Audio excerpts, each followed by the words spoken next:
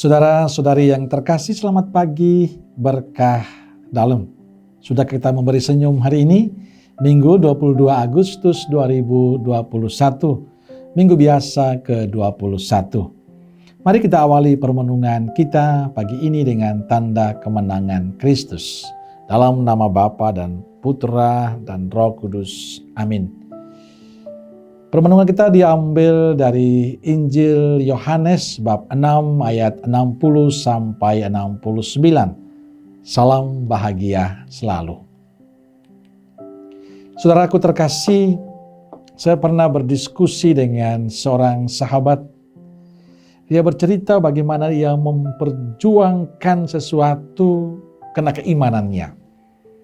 Ia seorang Katolik dan di tempat kerjanya ia berjuang untuk sungguh-sungguh menghidupi apa yang diajarkan Yesus. Tapi yang dia dapatkan adalah dianggap sebagai orang aneh, dianggap tidak solider, dianggap sok suci, dan segala macam capan yang dia terima. Memang lama-kelamaan ada sebuah kejenuhan, ada sebuah situasi yang memberatkan bagi hidupnya. Ia merasakan perjuangan itu. Tapi dia tetap berusaha semampu dia bahwa apa yang diajarkan Yesus itulah yang dia perjuangkan. Tapi apa yang terjadi pada akhirnya dia dipindahkan dari tempat yang seharusnya ia kerjakan, ia tugas. Ia ingin mempertahankan imannya, ia ingin mempertahankan keyakinannya, tapi konsekuensinya adalah dianggap sesuatu yang kurang pas bagi banyak orang. Pengalaman sahabat saya ini bagi saya menjadi sesuatu yang menarik kalau membaca kutipan Injil hari ini. Injil menceritakan kepada kita bahwa banyak orang yang mengikuti Yesus. Kenapa? Karena Yesus banyak berbuat baik untuk mereka.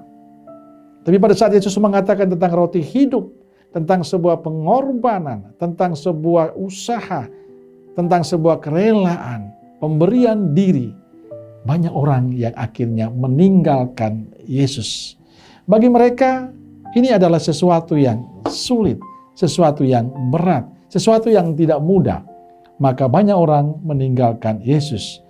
Banyak orang mundur diri. Tapi ada 1-2 orang yang setia. Dan mereka adalah para muridnya. Maka Yesus bertanya kepada para murid, apakah kamu tidak mau pergi juga?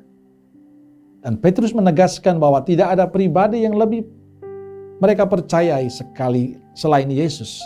Sebab perkataan Yesus adalah perkataan hidup yang kekal. Tuhan, kepada siapakah kami akan pergi? Sabdamu adalah sabda hidup yang kekal. Kami telah percaya dan tahu bahwa Engkau adalah yang kudus dari Allah. Saudaraku, perkataan Petrus menegaskan bahwa hanya pada Yesus mereka mendapatkan kehidupan yang kekal.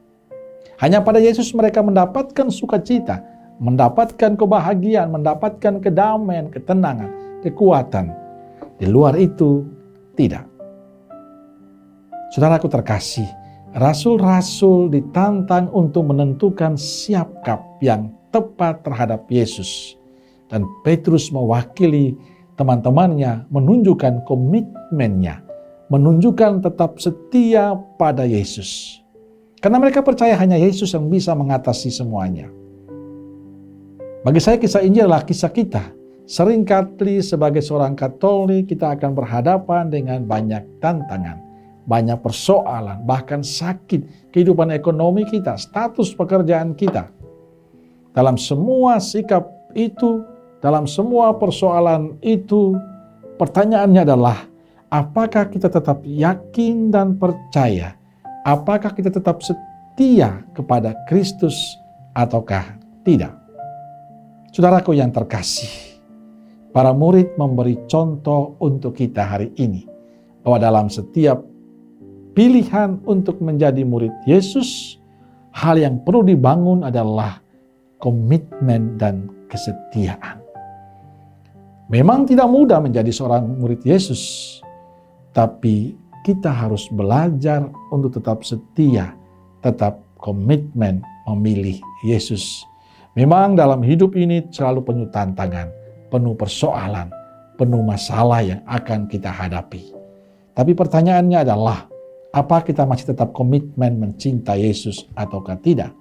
Apa kita masih tetap setia ataukah tidak? Dan saya berharap sikap Petrus itu menjadi sikap kita semua. Tantangan selalu ada, persoalan selalu ada, tapi percaya, Yesus akan memberikan kehidupan. Yesus akan memberikan kekuatan, damai, dan berkat untuk kita yang sungguh percaya dan setia kepadanya. Saudaraku terkasih, pada saat saya mempersiapkan diri untuk mensyukuri 25 tahun hidup membiara, saya menarik diri sebentar atau menyepih dan retret. Dan pada saat Zoom bersama teman seangkatan, ada sebuah pengalaman iman yang bagi saya indah.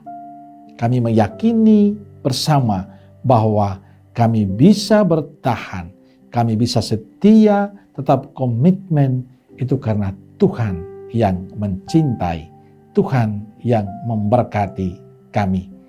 Maka bagi saya Kristus adalah cahaya, karena berpisah dari Dia hanya ada kegelapan yang saya temukan. Bagi saya Kristus adalah kehidupan, sebab tanpa Dia hanya ada kematian. Kristus adalah kekuatan, karena tanpa Dia hanya ada kelemahan. Dan bagi saya Kristus adalah cinta, sebab tanpa Dia hanyalah kebencian. Dan karena Dia, saya menjadi kuat. Ini pengalaman iman, bahwa karena Kristuslah saya menjadi kuat dan bisa. Karena itulah saya membangun komitmen terus-menerus untuk mencintai, dan mencintai Kristus. Lalu bagaimana dengan kita? Semoga semangat Petrus dan kawan-kawan juga menjadi semangat kita untuk tetap setia menjadi Katolik dan setia mencintai Kristus. Amin. Semoga Allah yang Maha Kuasa memberkati saudara sekalian, Bapa, Putra, dan Roh Kudus. Amin. Keluarga Kudus Nazaret, doakanlah kami. Amin. Berkah dalam.